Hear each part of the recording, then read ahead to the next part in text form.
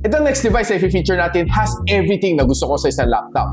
Malakas sumakap ng Wi-Fi, matibay siya and durable. Spill-resistant ang kanyang keyboard, may anti-glare ang kanyang screen, and best of all, kaya niya mag-interact together with my daily driver na smartphone. Interested to know about this laptop? Don't go away after this quick intro.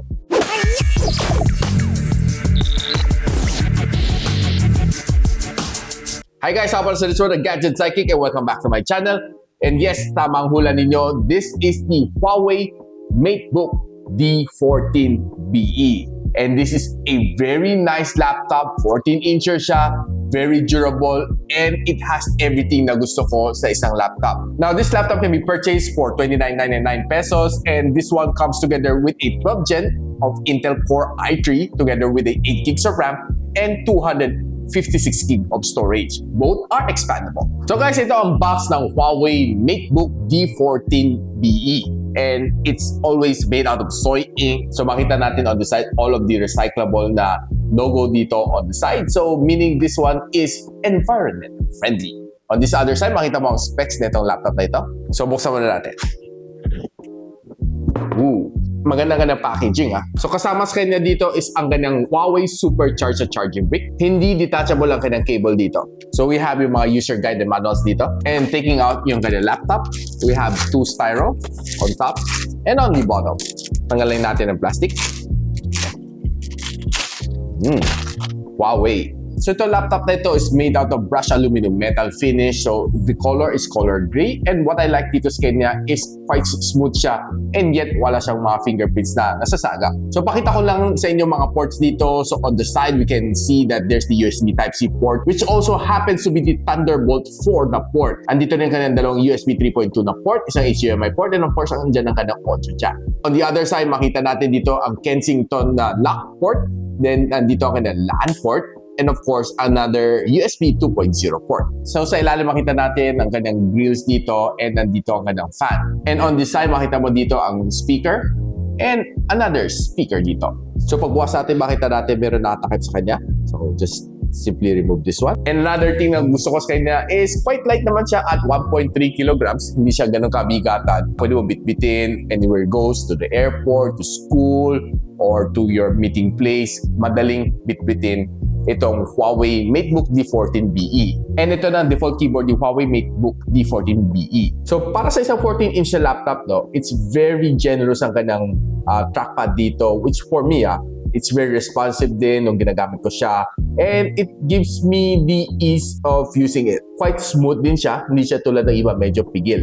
So when you're doing mga gestures like this, very responsive siya.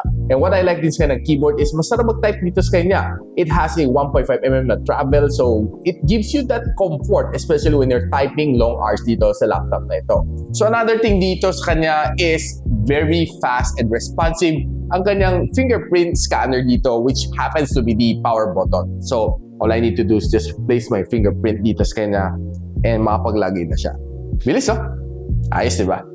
Now, one of the things na gustong-gusto ko dito sa laptop na ito is malakas sumagap ang Wi-Fi dito sa laptop na ito. Itong laptop na ito comes together with a technology ng HUAWEI which is called the HUAWEI Metaline Antenna. Now, one of the good features ng kanyang Metaline Antenna is that this one can increase ang kanyang upload and download speed by 50% based sa laboratory testing ni HUAWEI, and this one can also increase ang kanyang sagap ng signal by 20% as compared to other laptops. Now, did you know na itong laptop na ito is military grade standard and very durable siya. And this one supports the MIS TD810H, and tinest ni HUAWEI ito on 60 plus na stress test and pumasa itong laptop na ito, which makes it very tough, very durable. It's pretty much perfect for people on the go, especially mga students. Now guys, did you know na itong laptop na ito is spill resistant ang kanyang keyboard? Plus, ang kanyang body is also water resistant. So, meaning kung na-aksidente kayo ay natapon ng yung tubig, this one can survive dahil meron siyang water-resistant coating dito sa kanyang katawan plus sa kanyang keyboard. Of course, I don't advise na sadyain yung lagyan ng tubig to, but of course, accidents do happen. This laptop is just always prepared na kontrahin ng mga aksidente like that. So kita natin, no, hindi siya glary, so meron siya anti-glare na technology dito sa screen na ito. Kahit meron mga harsh light sa likod mo na nakadirect sa kanya, hindi siya magbabounce pabalik sa'yo, which gives you yung irritation when you're looking long hours dito sa laptops. Dito sa laptop na ito, I'm pretty sure na okay siya. And did you know na itong laptop na ito, pwede ko i-twist, i-diretso siya like this? Which, okay for me, probably this is the first na meron ni Huawei that can bend 180 degrees open. Normally, mga 90 degrees and a little bit more than 90 degrees. But ito, 180 degrees. And what I like about this one is I did a lot of things dito sa kanya. I did content creating. And I can see ang kanyang screen is very friendly sa aking mata. It's because itong laptop na ito comes with 2 TUV Rainland na certificate. 1 is for blue light certification and 2 is for flicker-free na certification which comes together with this laptop. Kaya kampante ako na protected ang aking mata kahit medyo matagal kong gamit tong laptop na ito na nakatitig dito sa kanya. So I did try to watch some videos dito like about K-drama, like basketball games, some animes, and I would say na ang ganda ng kanyang display, which probably is perfect when you're inside the coffee shop, you're inside the meeting room, you're perfect on the airport. I mean, pag nakasaya ka sa airplane, madali siya bitbitin. And this one comes together with a 56 watt-hour na battery which can support up to 11.5 hours of video playback at 1080p, which for me is more than enough. Content creating has never been fun dahil this one's very portable. Kahit saan ko siya dalhin, no? Even nasa loob ng coffee shop, pwede ako mag-content creation. For me, it's pretty much good. Ito laptop na ito has a screen top na microphone design and it can pick up ang voice up to 5 meter distance and kaya na mag-pick up ng 360 surround na sound. And ang kanyang webcam is quite decent, so here's a quick sample. So right now guys, I'm recording using the front camera of the HUAWEI MateBook D14 BE. Now watching a sample playback that I captured using the camera of the HUAWEI MateBook D14 BE. It's quite clear, okay, and I can say the sound is okay, but it's my room just a little bit echoey, so yeah, you will pick up some echo on this one, but if you're on a better place, the echo would be gone. There are other smart experience na pwede mo ma-feel dito sa laptop na ito when you're doing your conferencing, like the personal voice enhancement na meron dito plus AI na noise cancelling. Perfect na perfect siya, no? Lalo kung medyo maingay ay yung environment. Plus ang kanang AI camera which can track and focus your movement. Yun ang isa sa mga very nice feature na meron dito sa kanya, which I think wala sa ibang laptop. Now, to quickly show you some functions here for the AI camera, you can see here that you can calibrate some of the features here like auto centering, and one of them is eye contact.